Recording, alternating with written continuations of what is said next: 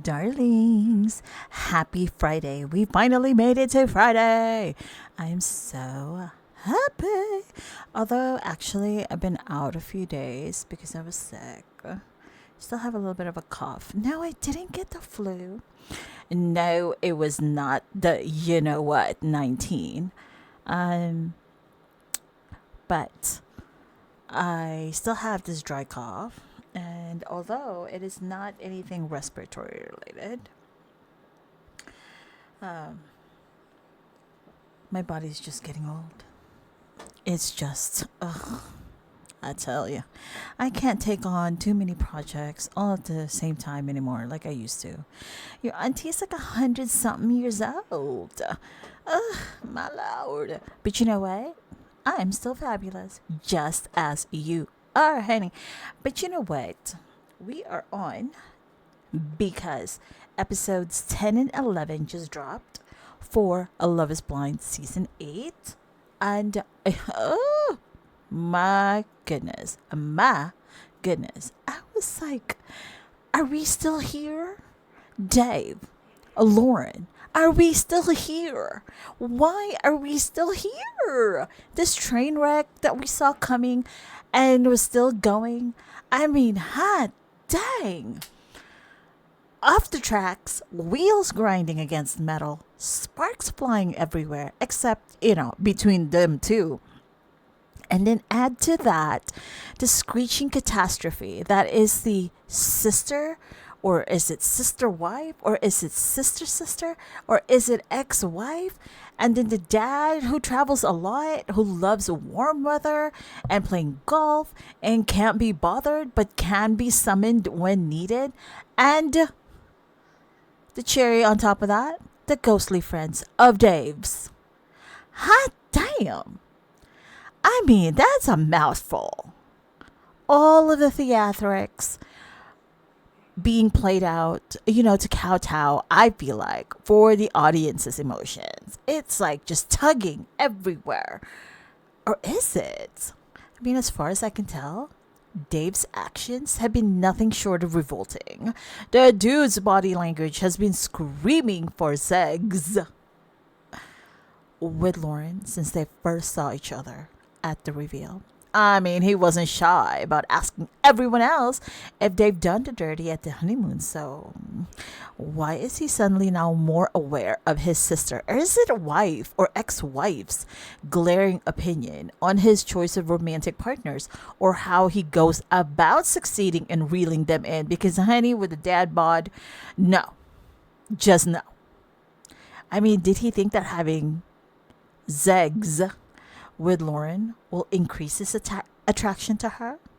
Or was it going to just be like one of those things where, oh, it's just another notch in the belt, and then end up getting, being the discussion, the subject discussed on a microscopic level with his sister wife, ex wife, sister sister, whatever it is, and his friends? I'm like, honestly, that whole dynamic, it was so fucking confusing to me. It's just like, bruh, how much were you allowed to actually, um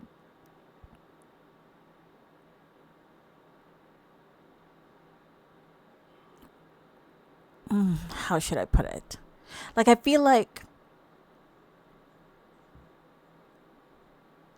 he was only allowed a certain amount of independence, like independent thought. Like, he can select somebody to potentially be a fiance to, but then everything else after that has to have pre-approval. I mean, the dude sounds like he's in a conservatorship. Honestly. Like, bro, What is going on? Ugh. Uh, My lord. It's like, how long is that leash? My, oh my goodness. Oh my goodness. Ugh. Anyway.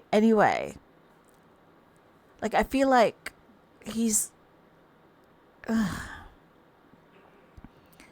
he's always willing to, quote unquote, discuss what is happening between him and Lauren, or lack of, with his ghostly friends and his sister or ex-wife or sister wife. I don't even know, but it's just so odd.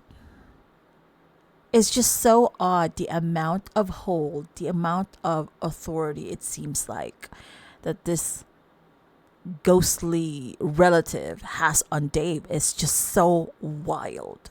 Just so wild. But I definitely would not want to be a part of that group discussion between him and his like ghostly friends, sister, whatever, or that group, period. I mean, it just seems like, on a microscopic level, they would have to discuss just about everything and approve the next steps for Dave. I can't. And then his audacity to shovel out onto Lauren what Lauren's dad had told him off camera about Lauren's dad's like assertion about the whole vacuum fiance wedding ordeal. Duh. I mean, it's like Dave's sister, whatever it is, and his friends has had all kinds of opinions about Lauren and her active life, active sex life before she was on the show. So it's like, it's part for the course for Lauren's family to also have their own opinion, for her friends to also have an opinion. But that's not allowed, according to Dave. It's like, sir, what is this? The 1930s or 1950s or something? What is going on? Dude lives in a warped, magical world, and he probably thinks that he's the ruler of Oz, and that his sister's the Wicked Witch of the West. I'm just saying. Oof. Anywho, so Lauren isn't all poor little Red Riding Hood either. We also got smoke for Lauren because the stinking writing on the wall has been on every freaking wall, on every inch of the dang walls, this entire time. But she's been out of the pods with Dave, and yet she has refused to see or read what's on the dang walls. Like, sure, okay, fine. She seemed to have like a more active sex life than Dave outside of the pods pre coming on the show. Okay, fine. Whichevs. Also, that probably likely added to Dave's disdain for her, seeing as he's referred to her as cute, but not like, the pretty girl that he imagined he would end up with. And also, Lauren should have made it clear to that buddy on the side that she was still buddy on the side with, like a week before she came on the show, that she is intent on going on the show, and that they will have to end whatever they have going for them as side buddies. Like, end of story. Like, there won't be any more like, you're gonna continue to be my side buddy, or I'm gonna continue to be your side buddy. No. Should have made it clear. Point blank period. Okay? But it seemed like she left enough of that damn door cracked open just in case things go south. And of course, we have seen that they surely have gone south for her on the show. So there's also that blame for her for that part as well. However, I feel bad that her esteem had to hit rock bottom and on national TV nonetheless for her to figure out that she no longer could ignore the red flags on that boulevard that she's been walking on.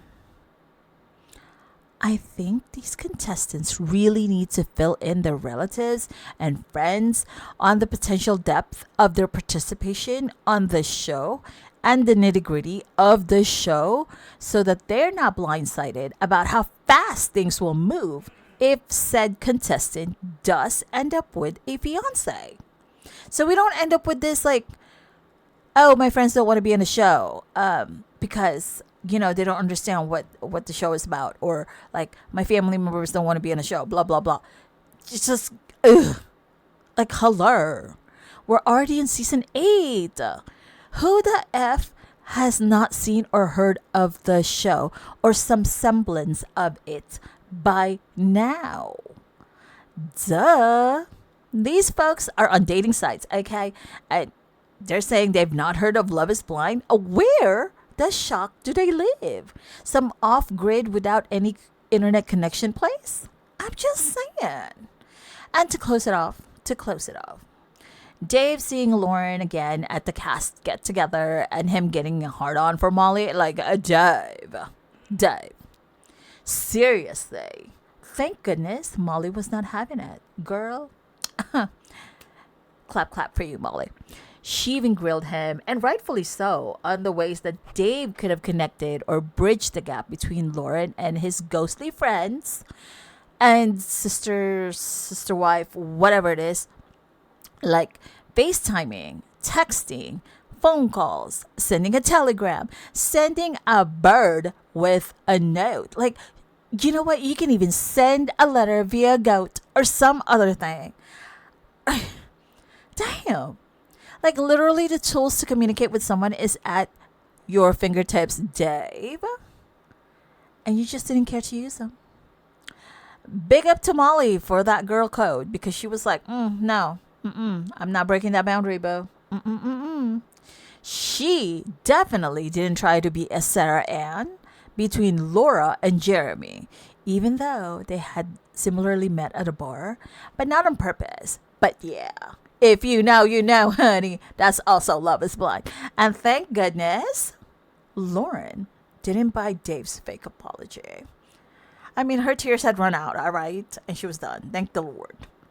Maybe now she can go rekindle old dude on the side.